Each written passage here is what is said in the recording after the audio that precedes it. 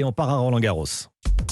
Roland-Garros, l'événement tennis est sur Europe 1. Europe 1, radio officielle de Roland-Garros. Bonjour Cédric Pioline. Bonjour. Alors, pas de match en simple ce matin, parce que les demi-finales ne commencent que cet après-midi. On va en parler. Alors d'abord, retour sur le dernier quart de finale disputé hier soir entre deux Scandinaves. Le Norvégien Ruud, qui est 8e mondial à 23 ans, qui a battu la sensation danoise Rune, 19 ans, 40e mondial. Le match s'est terminé vers minuit 45. Le Norvégien a expliqué qu'avec la douche, la conférence de presse, le masseur, il ne pensait pas être couché avant 4 heures du matin. On en revient à cette question, pourquoi faire jouer si tardivement des athlètes de haut niveau ? Ah, c'est une bonne question. C'est vrai que Merci. non, mais c'est vrai que c'est quelque chose qui est nouveau ici à Roland-Garros, les sessions de soirée. Mais on sait que ça existe depuis extrêmement longtemps, que ça soit à l'US Open ou à l'Australian Open. Donc, je pense que c'est une habitude à avoir et à prendre pour les joueurs, même pour le tournoi.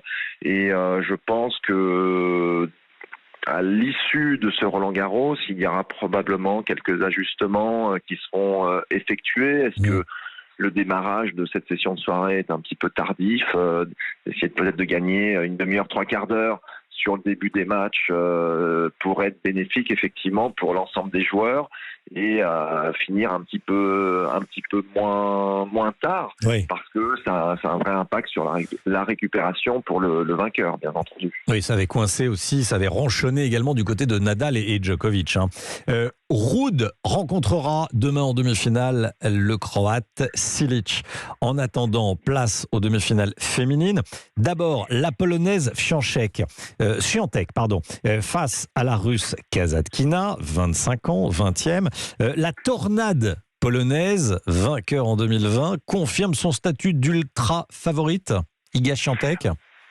Elle le confirme. Maintenant, j'ai envie de vous dire que ça sera confirmé j'imagine dans son esprit uniquement si elle soulève la Coupe des Mousquetaires samedi pour la finale dames, puisqu'en fait elle est sur une série assez impressionnante de victoires et que elle est numéro 1 mondiale et qu'elle peut se satisfaire uniquement de la victoire finale. Et pour l'instant, elle assume complètement ce statut.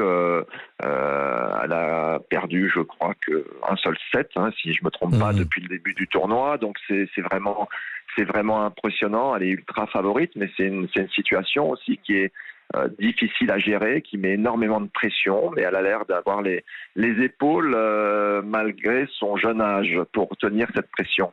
Merci beaucoup Cédric Pioline. Voilà, et puis la seconde demi-finale opposera l'Italienne Trevisan, 28 ans, 59e mondiale, à la perle américaine Coco Gauff, 18 ans, 23e mondiale. Merci beaucoup Cédric Pioline, à demain.